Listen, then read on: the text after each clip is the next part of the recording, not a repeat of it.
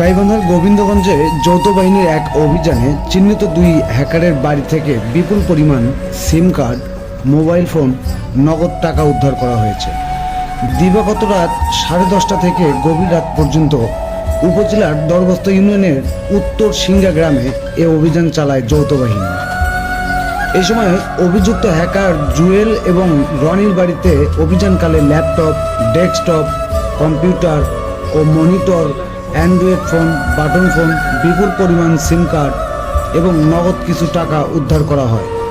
এ সময় জুয়েল ও রনি বাড়িতে না থাকায় তাদেরকে আটক করা সম্ভব হয়নি। কয়েনেরও তো ব্যবসা আছে, কয়েনেরও ব্যবসা করে।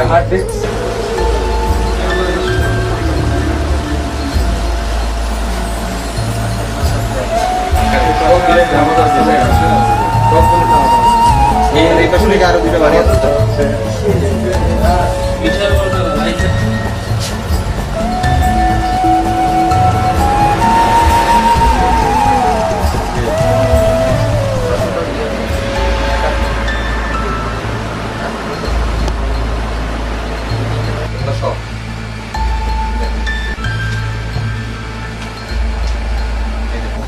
এগুলো হচ্ছে সব সিম, ঠিক আছে? সিমগুলা এই যে সব নাম্বার সহ পাসওয়ার্ড দেওয়া আছে, ওকে? এগুলো সব সিম। এই দেখেন, এটা খুলে দেখেন, এই দেখেন সিম, ঠিক আছে? সব সিম। এখানে এটা খুলো।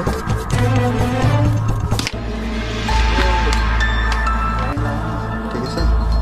ওটাও তিনটেই হ্যাঁ। মেজর পরিচয় সে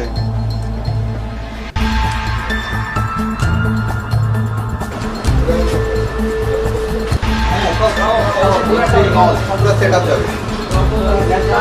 এই পাশের মহিলা কোটা ওনাকে রাখছো।